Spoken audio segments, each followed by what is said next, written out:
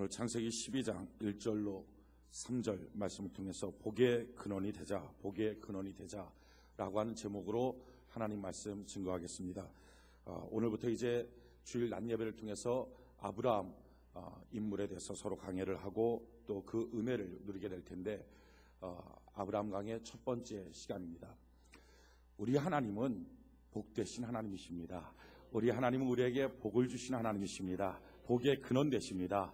누구든지 하나님께 나가면 하나님의 복을 받게 될 줄로 믿습니다. 하나님은 천지 만물을 창조하시고 아담과 하와를 지으시고 창세기 1장에 보니까 그들에게 복을 주시며 가라사대 생육하고 번성하고 땅을 정복하고 땅을 다스리라 말씀하십니다. 그러니까 하나님은 아담과 하와를 만드시고 사람을 만드시고 제일 처음에 사람에게 하셨던 말씀이 너희에게 복이 있을지어다 하시는 말씀입니다. 이 사람들이 하나님을 떠났습니다. 범죄했습니다. 그래서 하나님이 주신 복을 잃어버렸습니다. 온통 땅이 다 죄악으로 관영해졌습니다. 하나님이 더 이상 보고 있을 수가 없었습니다. 물로서 땅을 심판했습니다. 그리고 나서 그때 유일하게 하나님의 기억된 바 된 하나님의 은혜를 받았던 한 사람이었던 노아의 가정이 살아남습니다. 그런데 놀라운 것은 하나님이 다시 그 노아의 가정을 놓고 하나님의 복을 약속합니다. 약속의 무지개를 받고 복을 약속합니다. 근데 이들이 다시 또 패망합니다. 다시 또 신할 광야로 가서 하나님의 이름을 거절하고 자기의 이름을 높이겠다고 하나님의 이름을 거절하면서 다시 또 하나님을 떠나게 됩니다. 수많은 선지자들을 보내서 하나님은 이스라엘 백성들에게 복을 주기를 원하십니다. 가나안 땅, 복된 땅으로 돌아오라, 복된 성전을 짓고 복된 곳으로 돌아오라 끊임없이 말씀합니다. 그래도 하나님께 돌아가면서 하나님의 복을 받지 못하게 될 때 마침내 하나님이 친히 육신을 입고 이 땅에 오셨습니다. 그것이 바로 제2위 성자 하나님 예수님이십니다. 그분이 이 땅에 오셔서 제일 처음에 하셨던 설교 말씀, 그게 바로 산상수훈입니다. 이 산상수훈의 제일 첫 번째 단어가 바로 복이라고 하는 단어입니다. 우리 한국말 성경에 보면 천국이 마음이 가난한 자는 복이 있나니 천국이 저희 것이며 이렇게 설명되어 있습니다. 그런데 원문 그대로를 보면 복이 있을지어다 마음이 가난한 자들이여 천국이 너희 것입니다. 제일 처음에 단어가 복이라고 하는 단어입니다. 이처럼 하나님은 우리 모두에게 복 주기를 원하십니다. 복 주기를 원하시는 하나님의 놀라운 은혜와 복이 오늘 우리의 소유가 되는 은혜가 있기를 바랍니다. 자, 이처럼 하나님이 한 사람 한 사람 다 복 주기를 원하시는데 왜 사람들은 그 하나님의 복을 풍성하게 받지 못할까? 왜 축복의 완성품이 되지 못할까? 그 이유는 우리 안에 있는 욕심 때문입니다. 성경이 이와 같이 말합니다. 야고보서 1장 14절로 17절에 보면 오직 각 사람이 시험을 받는 것은 자기 욕심에 끌려 미혹됨이니 욕심이 잉태한 즉 죄를 낳고 죄가 장성한 즉 사망을 낳느니라. 내 사랑하는 형제들아 속지 말라. 각양 좋은 은사와 온전한 선물이 다 위로부터 빛들의 아버지께로서 내려오나니 그는 변함도 없으시고 회전하는 그림자도 없으시니라. 사람이 왜 하나님의 복을 받지 못합니까? 사람들이 다 속는다는 거죠. 왜 속습니까? 욕심 때문에 그렇다는 거예요. 이 욕심 때문에 결국은 하나님이 위로부터 부어주신 하나님의 축복을 받고 살아야 되는데 그걸 받지 못하고 욕심에 이끌려서 죄를 짓고 죄 때문에 사망에 이르는 망하는 인생길을 살아가기 때문에 하나님의 복을 받지 못한다 하는 것입니다. 낚시꾼이 밤새워서 낚시를 해도 낚시 끝에 미끼를 걸지 않으면 고기 한 마리 낚지 못합니다. 미끼를 걸어야 고기가 그것을 딱 묶고 고기를 낚습니다. 마찬가지예요. 마귀도 사람을 낚고자 할 때 미끼를 걸지 않으면 사람이 낚이지가 않습니다. 그래서 마귀가 거는 미끼가 뭐냐? 그게 바로 육신의 정욕, 안목의 정욕, 이생의 자랑입니다. 요거라고 하는 미끼를 딱 걸고 사람한테 그려놓습니다. 그런데 사람한테 그걸 딱 들여놓으면 사람이 그걸 가서 꽉 뭅니다. 왜 뭅니까? 사람 속에 있는 욕심 때문에 그렇습니다. 내 안에 있는 욕심이 육신의 정욕, 안목의 정욕, 이생의 자랑이라는 미끼를 보면 쫓아가서 탁 물어서 결국은 그것에 끌려가서 마귀의 밥이 되고 비극적인 인생을 살고 만다는 것입니다. 그래서 우리가 축복의 삶, 은혜의 삶, 능력의 삶을 살려면 반드시 내 안에 있는 욕심을 제거해야 됩니다. 이 욕심을 제거시키기 위해서 하나님은 내 안에 있는 욕심의 근거가 되는 세상을 버리라 하는 것입니다. 오늘 하나님은 아브라함한테 복을 약속합니다. 내가 너한테 큰 이름 주고 큰 민족 주고 내가 너를 복의 근원 삼아주겠다 말씀하시며 그냥 복되라, 번성하라, 창대케 되라, 너는 복 있는 사람 될 거야 라고 말씀하고 끝나는 게 아니라 조건을 한 가지 주십니다. 그것은 바로 너가 본토, 친척, 아비집을 떠나야 한다는 것입니다. 너 안에 있는 세상을 떠나야 이와 같은 놀라운 복을 받을 수 있다 하는 것입니다. 오늘 창세기 12장 1절 2절, 오늘 창세기 12장 1절 2절 우리 같이 한 목소리 한번 읽어봅시다. 창세기 12장 1절 2절 같이 한 목소리 시작. 여호와께서 아브라함에게 이르시되 너는 너의 본토 친척 아비집을 떠나 내가 내게 지시할 땅으로 가라.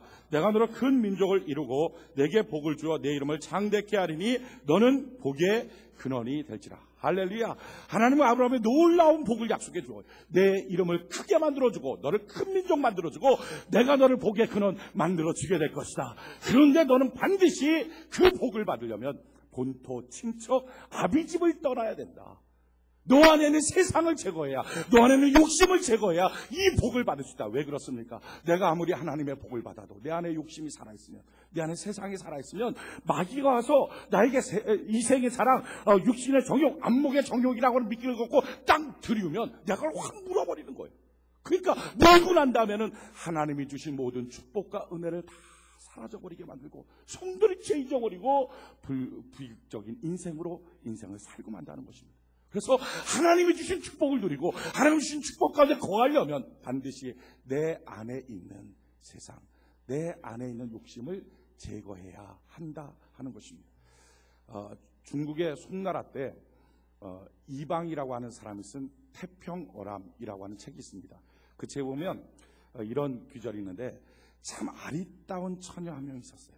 그런데 어느 날 두 집에서 한꺼번에 이 처녀한테 청혼이 들어왔어요.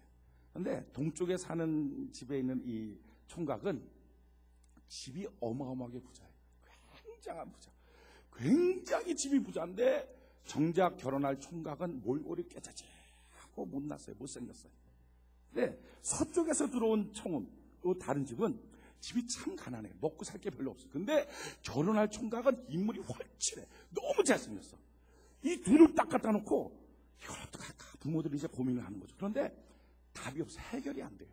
그러니까 정작 본인은 뭐라고 생각할까? 그래서 그 처녀를 불렀어요. 부모가 불러서 물어보는 거죠. 야, 너 동쪽 집하고 서쪽 집에서 이렇게 청혼 들어온 거 너 알고 있지? 너 누구한테 시집가고 싶냐?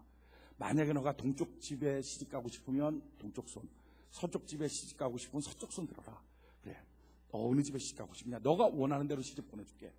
그러니까 이 처녀가 잠깐 망설이다가 우리가 예측하는 것처럼 두 손을 번쩍 들었어요. 그러니까 부모가 깜짝 놀라서 야, 너 두 손 다 들면 어떡하냐? 그랬더니 이 처녀가 하는 말이 동쪽 집은 부자잖아요. 부자니까 먹고 사는 거 지장 없을 거예요. 난 그 집 가서 먹을 거예요. 밥 먹고 재밌게 놀 거예요. 그런데 신랑이 깨제자고 못생겼잖아요. 거기서 안 자고 그래서 서쪽 집에 신랑이 잘생겼으니까 저는 그 집 가서 잘래요. 그래서 나온 말이 동가식 서가숙입니다. 여러분 아무리 그래도 어떻게 두 사람이랑 같이 결혼합니까? 그건 불가능한 겁니다. 말이 안 되는 겁니다. 근데 문제는요, 오늘날 성도들이 이처럼 사는 거예요. 나는 하나님과도 더불어 살고요, 세상과도 더불어 살겠습니다. 나는 하나님의 은혜도 받고요, 세상 속에서도 세상을 즐기며 살겠습니다. 이 두 가지를 다 가지려고 하니까 신앙생활이 계속적으로 무너지는 거예요. 여러분 아무리 힘들고 어려워도 하나님 섬기려면 내 안에 있는 세상을 버려야만 하는 것입니다. 오늘 하나님이 아브라함한테 말씀하는 거예요. 내가 너한테 큰 복을 내려줄 거다. 그런데 너는 반드시 본토 친척 아비집을 떠나야 된다. 아브라함이 그 말씀을 듣고 순종합니다. 그런데 완벽하게 순종하지 못했어요. 본토 친척은 떠났지만 아비집을 떠나지 못했어요. 그 아비집이 바로 조카 롯입니다. 자기 동생이었던 하란이 결혼하고 나서 아들을 낳는데 롯이에요. 그런데 그러고 나서 일찍 죽었어요. 고아예요. 천에 고아됐던 이 조카 롯. 근데 자기는 자식이 없어요. 그러니까 이 아이를 데려다 놓고 자기 친아들처럼 이 조카 롯을 키웠어요. 하나님이 명령하신 거죠. 떠나라. 본토 친척 아비집 떠나라. 다 떠나도 되는데 친아들처럼 키운 이 아이만큼은 자기가 떠날 수가 없어요. 이 아이를 내려놓고 자기 혼자 갈 수는 없어요. 그래서 하나님의 분명한 지엄한 명령이 있지만 그럼에도 불구하고 그 조카 롯을 데리고 떠나는 거예요. 그런데 이게 아브라함의 삶 속에 얼마나 큰 고통이요 괴로움인지 몰라요. 이 조카 롯을 데리고서 가나안 땅까지 갔어요. 가나안 땅에 가서 하나님께 찬양하며 하나님의 약속의 땅, 축복의 땅에 왔습니다. 그런데요, 그 땅에 기근이 옵니다. 우물들이 다 말라버리고 푸른 초목들이 다 말라버렸어요. 짐승들이 다 쓰러져요. 아무리 그래도 하나님이 위대한 뜻 가운데 가라고 했으니 그 땅에 머물면서 하나님의 축복을 기대합니다. 하나님 도와주세요 하고 하나님께 손을 들어야 마땅한데 자기 자꾸 조카 롯이 울고 보채는 거예요. 삼촌 목마려워. 삼촌 배고파. 짐승들이 하나도 없어. 먹을 우유도 없어. 삼촌 여기서 살면 나 죽을 것 같아. 조카 롯이 자꾸 칭얼거리니까 그 아이의 불쌍하고 그 아이의 가슴 아프니까 데리고 애굽으로 내려가요. 여러분, 내 안에 세상을 품고 살면 평상시에는 별 탈 없습니다. 신앙생활할 때 세상을 품고 있는 사람과 그렇지 않은 사람이 평상시에는 아무 문제 안 나요. 그런데 어려움만 닥쳐오면 자기 안에 있는 세상이 칭얼거립니다. 결국은 견디다 못해서 그것 때문에 세상으로 내려가 버린 거예요. 애굽으로 가버린 거예요. 애굽으로 내려가서 자기 인생 다 망가져요. 자기 아내 뺏기고 재산 뺏기고 완전히 알거지 됩니다. 하나님의 은혜가 없었다면 그는 애굽에서 잊혀진 존재, 버림받은 존재 됐을 거예요. 근데 하나님의 은혜 때문에 다시 돌아오죠. 다시 돌아와서도 돌아올 때 여전히 조카 롯을 데리고 옵니다. 이게 고통이에요. 이것 때문에 환난이에요. 조카를 데리고 왔는데 하나님이 거기다 조금 복을 주었어요. 그래갖고 서로 목초지를 갖고서 양을 키우는데 어디가 더 좋은 목초지를 차지하느냐, 누가 더 좋은 우물을 차지하느냐, 이것 때문에 조카 롯의 목자들하고 아브라함의 목자들하고 서로 싸웠어요. 아이들 싸움이 부모 싸움 된다는 것처럼 그 목자들끼리 싸우니까 결국은 조카 롯하고 삼촌 아브라함의 사이가 점점 멀어집니다. 여러분, 이게 얼마나 비극이에요. 주변에 이방인들 다 있는데 하나님 믿는다고 예수 믿는다고 하는데 고작 식구라고 하는 게 딱 두 식구인데 두 식구가 서로 싸우는 거예요. 먹고 사는 문제 때문에. 얼마나 부끄럽습니까? 왜 이런 부끄러움 당해요? 자기가 품지 말아야 될 세상을, 버리라고 한 세상을 품고 가니까. 그것 때문에 결국 부끄러움을 당하는 거예요. 마침내 아브라함이 결정을 내려요. 그래, 더 이상은 안 되겠다. 내가 하나님의 명령, 하나님의 말씀 옆에 순종해야지 하고 자기가 품고 있었던 아비집 조카 롯을 내보냅니다. 그때부터 놀라운 하나님의 축복의 역사가 시작돼요. 우리 성경 한번 같이 볼까요? 창세기 13장 7절로 9절. 창세기 13장 7절로 9절. 우리 같이 한번 목소리 읽어봅시다. 시작. 그러므로 아브라함의 가축의 목자와 롯의 가축의 목자가 서로 다투고 또 가나안 사람과 브릿 사람도 그 땅에 거하였더라. 아브라함이 롯에게 이르되 우리는 한 골육이라 너나 나나 내 목자나 서로 다투게 말자. 내 앞에 온 땅이 있지 아니하냐. 나를 떠나라. 내가 좌하면 나는 우하고 내가 우하면 나는 좌하리라. 보십시오. 7절에 보니까 그러므로 아브라함의 가축의 목자와 롯의 가축의 목자가 서로 다투고 그 다음에 참 기가 막히게 나는 것처럼 또 가나안 사람과 브릿 사람도 그 땅에 거하였더라. 아브라함과 조카 롯만 산 게 아니라 주변에 그를 보는 사람들이 있었어요.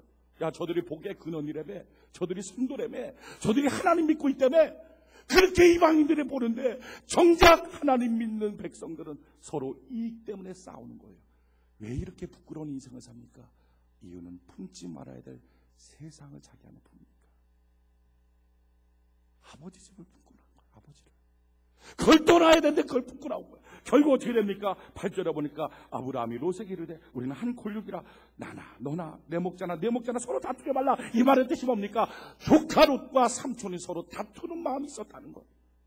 얼마나 부끄러워요. 형제간의 재산 때문에 재판이 드러나고 유산 때문에 재판이 나타나고 안 믿는 사람들끼리 그러면 모르죠. 예수 믿는 사람들끼리 만약에 그렇다면 이게 얼마나 비극입니까? 왜 이렇게 됐어요? 육신의 정욕, 안목의 정욕, 이생의 자랑이라고 하는 세상을 품으니까. 어느 날 어느 순간 평상시는 모르는데 내 인생에 곤고가 닥쳐오면, 내 인생에 어떤 문제가 닥쳐오면, 내 인생에 어떤 사건만 닥쳐오면 내 안에 있는 세상이 칭얼거리는 거예요. 나도 모르게 불신앙으로 빠지는 거예요. 나도 모르게 잘못된 길로 가는 거예요. 아무리 더러운 귀신아 떠나가라, 예수의 이름으로 너 더러운 귀신을 묵노라 한다 할지라도 내 안에 세상을 품고 있으면, 내 안에 더러운 거 품고 있으면 파리가 꼬이는 것처럼 내 안에 세상을 품고 있으면 마귀는요 떠나지 않아요. 귀신은 떠나지 않고 내게 도전해 오는 거예요. 마침내 아브라함이 어떻게 합니까? 너는 나를 떠나라. 내가 우를 하면 나는 좌를 하고 내가 좌를 하면 나는 우를 할 것이다. 떠나라.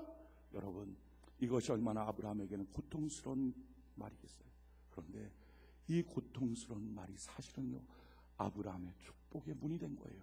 어떤 놀라운 역사가 나타납니까? 13장 14절로 18절 13장 14절로 18절 우리 같이 한번 한 목소리 읽어봅시다. 시작. 롯이 아브라함을 떠난 후에 여호와께서 아브라함에게 이르시되 너는 눈을 들어 너 있는 곳에서 동서남북을 바라보라. 보이는 땅을 내가 너와 내 자손에게 주리니 영원히 이루야. 자 보십시오. 뭐라고 말해요?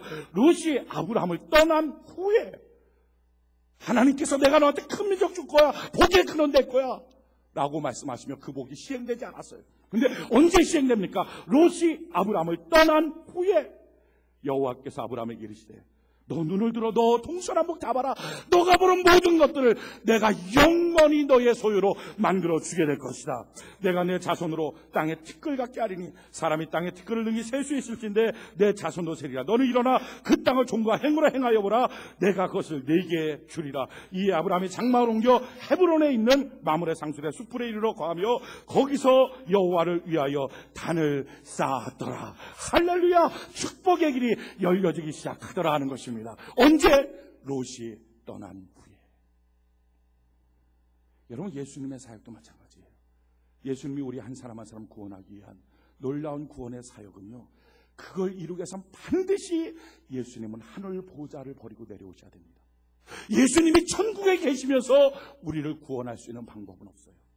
예수님은 하늘 보좌, 그 영광의 보좌를 버리고 하나님이라고 하는 지위를 버리고 나사렛의 마리아라고 하는 한 여인을 통해서 응애 하나님이 응애 똥과 오줌도 못 가린 어린아이 모습으로 그 육신의 사람의 몸에서 커서 자라나서 30살 될 때까지 집안일을 돕는 사람으로 있어야 되는 거예요. 하늘의 보좌를 버리고 내려오지 않으면 우리의 인생을 구원할 수 없습니다. 그것만 갖고 됩니까? 아니에요. 이 땅에 오시고 난 다음에 마침내 사역을 시작하실 때 예수님은 세상의 부귀 영화 명예를 다 식욕까지 버리는 거예요. 마귀가 와서 도전합니다. 이 돌을 떡을 해서 먹어라. 떠나가라. 야, 저 성전 꼭대기에서 뛰어내려봐라. 그러면 천사들을 받들어줘서 너 명예롭게 될 거야. 떠나가라. 수없는 마귀의 도전들, 세상의 도전들이 있지만 예수님은 그 세상의 도전을 거절하고 세상을 버리는 거예요. 성경이 이와 같이 말해요. 마태복음 4장 8절로 10절에 마귀가 또 그를 데리고 지극히 높은 산으로 가서 천하만국과 그 영광을 보여 가로되 만일 내게 엎드려 경배하면 이 모든 것을 내게 주리라. 이에 예수께서 말씀하시되 사단아 물러가라. 기록되었으되 주 너희 하나님께 경배하고 다만 그를 섬기라 하였느니라. 세상의 도전, 마귀의 도전이 있을 때 부귀 영화를 갖고 도전할 때 예수님은 그걸 거절합니다. 육신을 갖고 있었기 때문에 그런 것들이 얼마나 좋은지 압니다. 느낍니다. 그런데도 불구하고 예수님은 그걸 거절하는 거예요. 예수님은 그걸 내보내는 거예요. 예수님은 세상 속에 거하셨지만 그 안에 세상이 없었어요. 그러기에 세상을 구원할 수 있었어요. 여러분, 우리의 인생도 마찬가지예요. 어떻게 하면 가족 구원이 이루어집니까? 성도의 삶이 무엇입니까? 세상 속에 살지만 그 안에 세상이 없을 때 가족 구원의 역사가 나타나게 될 줄로 믿습니다. 내 안에 세상이 있다면 그 세상 때문에 넘어지고 마는 거예요. 바다에 있는 물고기, 짠물 속에 있지만 그 고기는요 짜지 않아요. 그 고기의 안에 짠 게 들어오면 그 고기는 죽습니다. 바다에 떠 있는 배, 바닷속에 있지만 바닷물이 침범하지 못해요. 그러니까 배가 바닷물을 가르고 나가는 거예요. 만약에 바닷물이 침범하면 침몰할 수밖에 없어요. 우리 인생도 마찬가지예요. 신앙생활, 우리가 세상 속에 살지만 세상이 내 안에 들어오면 파선하고 마는 거예요. 예수님은 그뿐 아니라 우리를 구원하시기 위해서는 세상을 버리고 천국 보좌를 버릴 뿐만 아니라 마침내 예수님 자기의 생명도 버리셔야 됐어요. 육신 100% 사람이셨기 때문에 생명의 소중함을 압니다. 사는 것이 얼마나 귀한 걸 압니다. 그래서 예수님이 기도하죠. 누가복음 22장 39절로 42절에 예수께서 나가사 습관을 쫓아 감난산에 가시매 제자들도 쫓았더니 그곳에 이르러 저희에게 이르시되 시험에 들지 않기를 기도하라 하시고 저희를 떠나 돌 던진 만큼 가서 무릎을 꿇고 기도하여 가라사대 아버지여 만일 아버지의 뜻이거든 이 잔을 내게서 옮기시옵소서. 그러나 내 원대로 마옵시고 아버지의 원대로 되기를 원하나이다. 할렐루야. 얼마나 예수님도 죽기가 싫었으면 이 잔을 옮겨줄 수는 없습니까? 그런데요, 뭐라고 말합니까? 내 원대로 마옵시고 아버지 하나님의 뜻대로 하옵소서. 예수님의 생명을 버릴 때 구원의 역사가 나타나요. 예수님도 살고 우리도 사는 방법은 없어요. 예수님도 안 죽고 우리도 영원히 천국 갈 수 있는 방법은 없어요. 예수님이 죽어야 우리의 죄값을 짊어지고 십자가에서 죽으셔야 돌아가셔야 우리의 모든 죄는 해결되고 우리가 구원받는 거예요. 여러분, 구원의 사역도 죽어야, 생명을 버려야, 세상을 버려야, 하늘의 보좌를 버려야 나타나는 역사였다는 거예요. 이거를 사도 바울이 성령의 계시를 받고 빌립보서에 뭐라고 기록합니까? 빌립보서 2장 5절로 8절에 너희 안에 이 마음을 품으라 곧 그리스도 예수의 마음이니 그는 근본 하나님의 본체시나 하나님과 동등됨을 취할 것으로 여기지 아니하시고 오히려 자기를 비워 종의 형체를 가져 사람들과 같이 되었고 사람의 모양으로 나타나셨으며 자기를 낮추시고 죽기까지 복종하셨으니 곧 십자가에 죽으십니다. 여러분, 예수님께서 이 땅에 오셔서 구원의 사역을 위해서 어떻게 하십니까? 하늘의 보좌를 버리고 사람의 모양으로 오셨고 사람의 모양으로 오셨을 뿐만 아니라 세상을 버렸고 사람이 이 땅에서 누리고 싶은 것들을 버렸고 마지막 순간에 자기를 죽으심으로 십자가에 죽는 그 고통까지 들어가셔서 자기를 버렸을 때 구원의 역사가 나타났어요. 이와 같이 버림의 역사가 있을 때 하나님께서 그에게 어떤 놀라운 복을 주십니까? 빌립보서 2장 9절로 11절에 이러므로 하나님이 그를 지극히 높여 모든 이름 위에 뛰어난 이름을 주사 하늘에 있는 자들과 땅에 있는 자들과 땅 아래에 있는 자들로 모든 무릎을 예수의 이름에 꿇게 하시고 모든 입으로 예수 그리스도를 주라 시인하여 하나님 아버지께 영광을 돌리게 하셨느니라. 모든 입으로 주님, 나의 예수님, 나의 주님, 나의 구세주여 고백하는 영광을 허락하여 주셨다는 것입니다. 여러분, 어떻게 축복이 임할 때 버림이 없이 축복이 임합니까? 본토 친척 아비집에 떠남이 없이 어떻게 큰 민족, 큰 이름, 복의 근원이 될 수 있습니까? 오늘 우리 안에는 세상을 떠나보낼 때 하나님의 역사가 이루어지게 될 줄로 믿습니다. 우리 성도들의 삶은요, 그러기에 세상도 사랑하고 하나님도 사랑하고 세상도 의지하고 하나님도 의지하고 아니요, 이렇게 두 가지를 같이 갖고 살 수는 없어요. 오직 주님 사랑하고 주님의 은혜와 복을 누리는 복이 있기를 바랍니다. 성경은 이와 같이 말해요. 요한일서 2장 15절로 17절에 이 세상이나 세상에 있는 것들을 사랑치 말라. 누구든지 세상을 사랑하면 아버지의 사랑이 그 속에 있지 아니하니 이는 세상에 있는 모든 것이 육신의 정욕과 안목의 정욕과 이생의 사랑이니 다 아버지께로 쫓아온 것이 아니요 세상으로 쫓아온 것이라. 이 세상도 그 정욕도 지나가되 오직 하나님의 뜻을 행하는 이는 영원히 거하느니라. 아멘이십니까? 이 세상 사랑하지 마라. 하나님 사랑하라. 세상 사랑하면 하나님의 사랑이 그 안에 거하지 않는다 하는 것입니다. 잭 에커드라고 하는 미국 사람이 있었어요. 이 사람이 약국을 경영하는 사람이었습니다. 어느 날 전도자를 통해서 예수를 믿게 됐어요. 그러고 나서 예배드리면서 성경을 묵상하다가 어느 날 성경 속에서 너희는 세상의 빛이라 세상의 소금이라 하는 말씀이 자기의 마음을 두드렸어요. 그렇지, 내가 세상에 비치고 내가 세상의 소망이지, 내가 그냥 살면 안 되지, 내가 주님 믿고 사는 사람인데 주님 뜻대로 어떻게 하면 살까 하고 기도하다가 자기 마음속에 내가 세상에 비치고 소망이라면, 내가 세상에 비치고 소금처럼 살려면 이 내가 최소한 경영하는 장사하는 이 약국 안에서만큼은 세상을 좀 몰아내야 되겠다, 더러운 걸 좀 몰아내야 되겠다 하는 결정을 했어요. 그러고 보니까 그 당시에 미국의 약국에서는 도색 잡지를 팔았어요. 음란 잡지를 팔았어요. 프레이보이즈 뭐 이런 것들을 팔았어요. 근데 이게 어마어마한 수입이 있었던 거예요. 근데 그 어마어마한 수입이 있는데 1년에 약 그 가게에만 $500만 수입이 있었어요. 자기 전체 매상의 절반 이상이었어요. 근데 자기는 결정했어요. 내가 예수 믿는 사람인데 이런 내 가게 안에 더러운 것 있으면 안 된다, 내보내자. 결정하고 오늘부터 음란잔치 팔지 않는다 하고 내보내버렸어요. 예측한 것처럼 손님이 줄기 시작했어요. 매상이 줄기 시작했어요. 약국에 있는 종업원들이 막 아우성을 칩니다. 아, 이렇게 해서 어떻게 장사하냐고. 아, 사장님이 이렇게 해서 우리 월급도 못 준다고. 걱정하지 마라. 이게 옳은 길이다.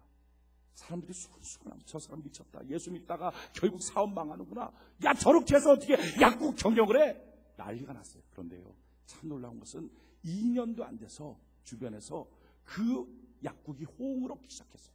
맞다, 그렇다. 약국은 약을 주는 것이고 사람들의 건강을 책임지는 건데 어떻게 사람의 건강을 책임지는 데서 음란자치를 파냐? 저거 말도 안 된다. 저 약국이 맞는 거다.